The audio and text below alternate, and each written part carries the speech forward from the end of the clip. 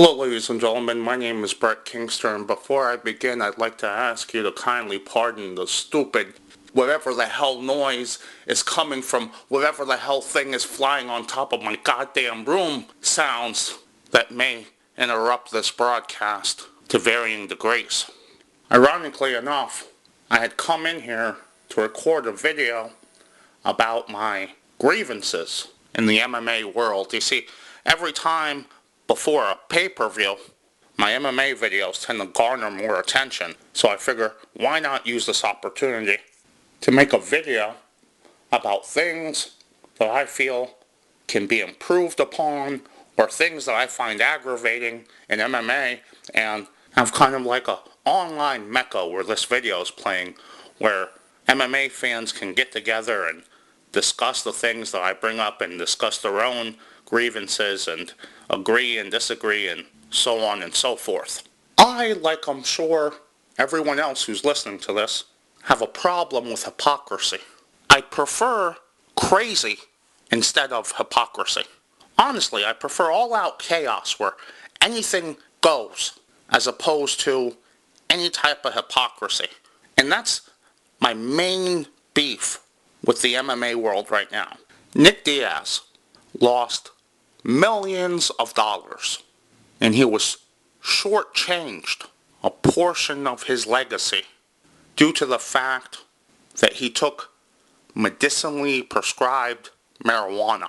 The bulk of you who are listening to this already are well aware of the fact that I'm pretty well knowledgeable on the topic of the weed. Know a lot about herb. Not attempting to put anyone off and brag, but I kind of consider myself a PhD in the sense that I know a lot about various facets of this topic, from the actual product to varying state laws in different states involving this product. I'm not going to bullshit my audience, and I'm not going to take advantage of any ignorance that you may have, so I'm going to tell you straight up.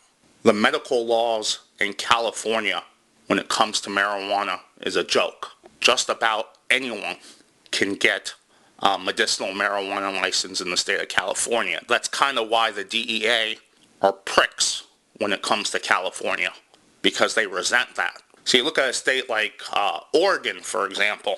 Someone has a medicinal marijuana card from that state, it is legit. Someone has it from that state, they need it. But in California, keep it real, man. Snoop Dogg has a medicinal marijuana license, you know what I'm saying?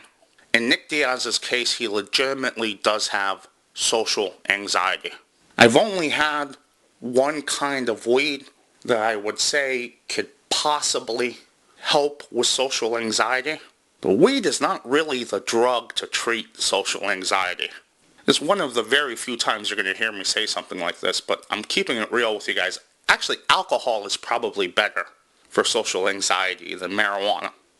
See, I'm covering this by telling you all the negative stuff that goes against Nick Diaz first, so my haters can't say that I'm neglecting any topic. Now, does marijuana give you a competitive edge in training? Is it a performance-enhancing drug? Yes and no. What do I mean by that? Okay, so if you smoke weed and then you go to work out, it's not going to give you added strength. But what it's going to do for you is it's going to curb the monotony of the workout. So instead of being bored out of your freaking skull after 20 minutes on the treadmill, you can go, 2-3 hours on the treadmill.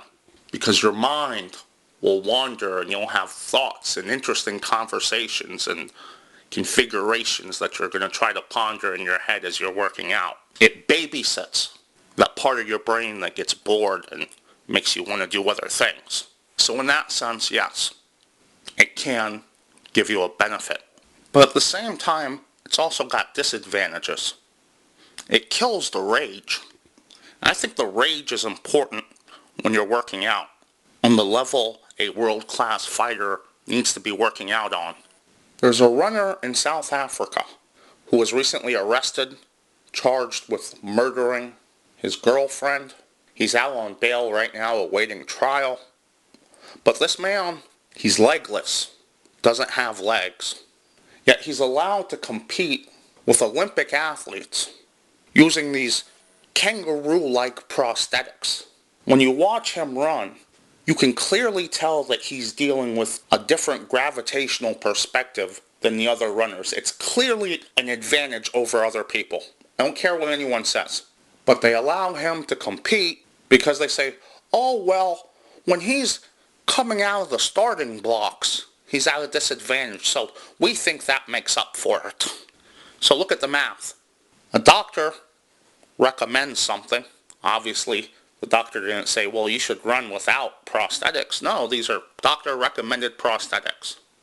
This something gives this runner a clear advantage. But they make an exception by saying, oh, well, look, he doesn't take off from the starting blocks as fast as everyone else. Nick Diaz gets a doctor's recommendation. And for every one positive thing you can say about marijuana, I guarantee you, you can find a hater group that will find 5 negative things to say to you in return, especially the fact that I believe Nick Diaz smokes it. He's not eating the weed. Is there a break for him? Is he showing any compassion? Nope. Dana White said about a month ago that this transgendered fighter, Fallon Fox, this was a person that was born a male and grew into a muscular, well-built male. Decided he wanted to be a female. So he took hormones to make him feel girly. And Dana White is saying that the UFC would have no problem putting this man in the cage to fight women after he beat some bigger names. Now granted, my beef is not that strong with Dana White on Nick Diaz when it comes to marijuana, because he's kind of gone on record and said that he can't find the sense in this. But he hasn't fought against it. He hasn't used the powers that are allotted to him, the ability to put pressure on someone to change that for Nick Diaz. TRT, testosterone replacement therapy, used by current UFC fighters Chael Sonnen, Dan Henderson, is permitted in the UFC and no one has a problem with it. The problem I have with TRT is the reason most people would ever need to take TRTs is because they were a steroid abuser in the past. Like you to think about it for a second. What does it take for a person to want to become a mixed martial artist?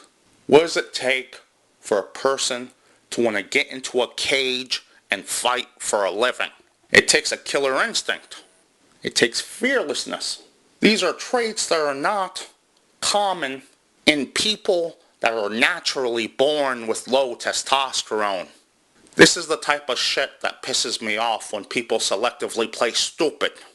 Right? Damn, batteries are running low on this recorder. Help me buy new batteries, damn it, by clicking to go to the PayPal and buy batteries and beer.